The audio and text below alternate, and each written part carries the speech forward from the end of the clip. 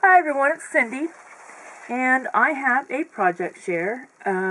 My best friend, Lois, asked me to make some junk journals for her granddaughters for Christmas. So, her younger granddaughters, she has several, and the younger ones are 13, 11, and 6, and so that's what I've been working on. And I'll start with the oldest one's book. Her favorite color is blue, and she's a dancer. She has studied ballet for many years. She's only, like I said, she's 13, but I think her mother said she's been studying it for 8 years. She just got on point, so she's very excited about that. And her specialty, though, has been modern dance. So we sort of went with that as a kind of theme. So I bought a couple of books on modern dance and cut them all up and used them for the major part of the ephemera that I used. So here's the cover. I just used a couple of pieces of paper from a Recollections paper pad called, no, it wasn't Recollections, it was DCWV that I got from Michael's, and it was called Serene, I think that was called. Anyway, I'll check it and I'll put it in the description box. And just sewed those together with a piece of lace in the seam and put a little cross charm here. I'm not going to go through page by page. I'm just going to hit some of the highlights. I had purchased some printables from an Etsy seller, and again, I'll put her information below.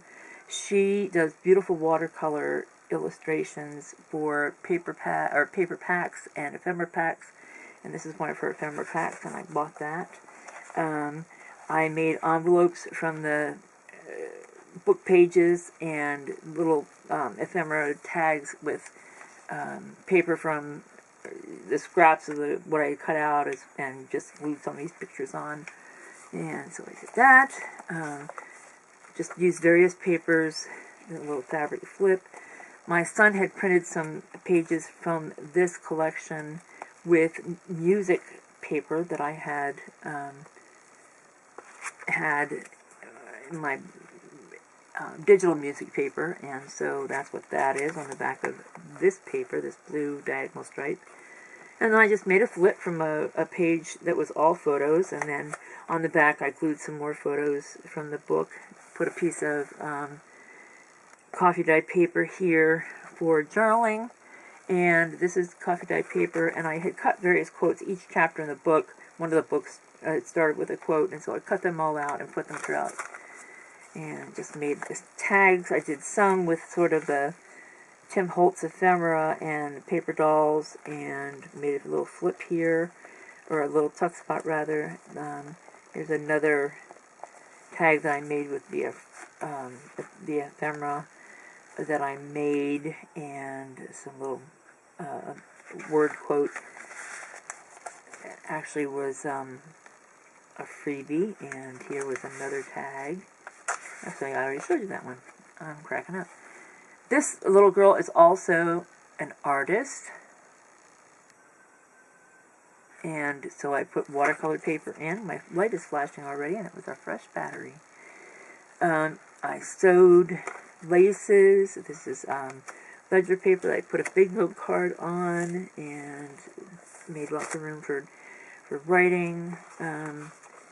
So, like I said, this is just a real quick flip through. I bought these slide mounts from a Pretty Pink Cottage and just put some little ephemera in between the thing and sort of zhuzhed them up with some vintage photo. Did some stenciling, and that's pretty much how the book goes. There's nothing terribly remarkable about it. Beyond that, those are sort of the highlights of her book. I did do some edging here with a paper punch.